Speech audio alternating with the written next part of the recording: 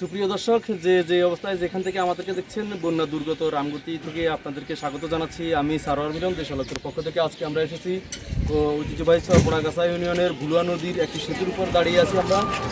এই ভুলুয়া নদীর যেই 185 ফিট প্রস্থ থাকার কথা, সেটা আমরা ক্যামেরাতেই দেখতে পাচ্ছি দুপাশ থেকে দখল হয়ে এখন এটা সরু খালে পরিণত হয়েছে।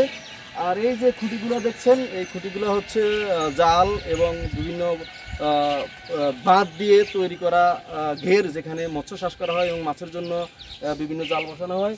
আমরা এখানে আসলে দেখতে পাচ্ছি যে কোনো নদীতে কোনো স্রোত নেই, অর্থাৎ পানি নামার কোনো লক্ষণ আমরা দেখতে পাচ্ছি না। আমি যদি একটু এই পাশ দিয়ে আপনাদেরকে দেখাই, তাহলে দেখেন এখানে অসংখ্য, এই পাশটায় অসংখ্য খুঁটি আছে, যেখানে জাল বসিয়ে পানি বাধাগ্রস্ত করা হয়। আসলে নদীর কোনো স্রোত আমি দেখতে পাচ্ছি না। দুই পাশের যত বাড়িঘর আছে সবই পানির নিচে তলিয়ে আছে।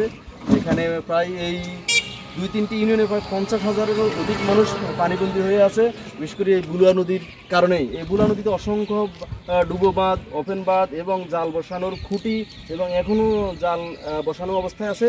আমরা চাই এই ভুলুয়া নদীকে খনন করে দখলমুক্ত করে স্রোতের পানির প্রবাহ ঠিক রেখে যেন এই রামগতি কমলনগর উপজেলাকে পানিবন্দী মানুষ থেকে রক্ষা করা হয়। আমরা আপনাদেরকে জানিয়ে রাখি, ইতিমধ্যে আমরা যতটুকু জেনেছি রামগতি উপজেলায় আসলে বন্যার পানি বা অন্য কোনো জেলা থেকে বন্যার পানি প্রবেশ করেনি। এখানে সবগুলোই জলবদ্ধতার পানি এবং বৃষ্টির পানি, অর্থাৎ গতিপথ বন্ধ হয়ে যাওয়া, পানি নামার সুব্যবস্থা না থাকায় এই করুণ পরিণতি এই উপজেলার প্রায় 50,000 মানুষের। আসলে আমরা যদি তোরাবগঞ্জ থেকে যে রামগতি বাজার পর্যন্ত যে বেড়িবাঁধ, সেই বেড়িবাঁধটার কথা যদি বলি, সেই বেড়িবাঁধের দক্ষিণ পাশটায় পানি কম থাকলেও, অর্থাৎ ভুলুয়া নদীর অংশ, অর্থাৎ উত্তর পাশে বিস্তীর্ণ এলাকা, বিস্তীর্ণ জনবহুল এলাকা, বাড়িঘর, জমি জিরাত, ফসলি জমি সব ডুবে একাকার হয়ে গেছে। এখানে মানুষ আশ্রয়কেন্দ্রে আশ্রয় নিয়েছে, অনেকেই খেতে পারছেন না, খুবই দুর্ভোগে দিন কাটাচ্ছেন। প্রশাসনের কাছে দাবি করব, দ্রুত এই ভুলুয়া নদী খনন করে এবং দখলমুক্ত করে এর পূর্বের অবস্থা এবং প্রকৃত অবস্থা ফিরিয়ে আনা হোক।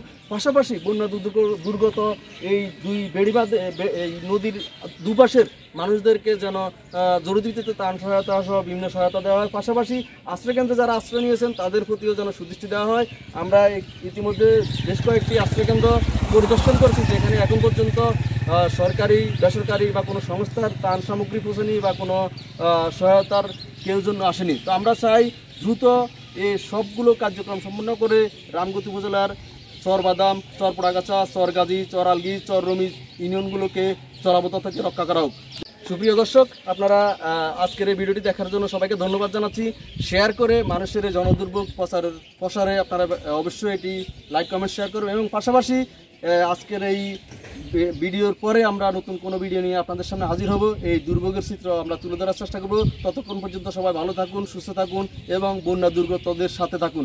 ধন্যবাদ সবাইকে।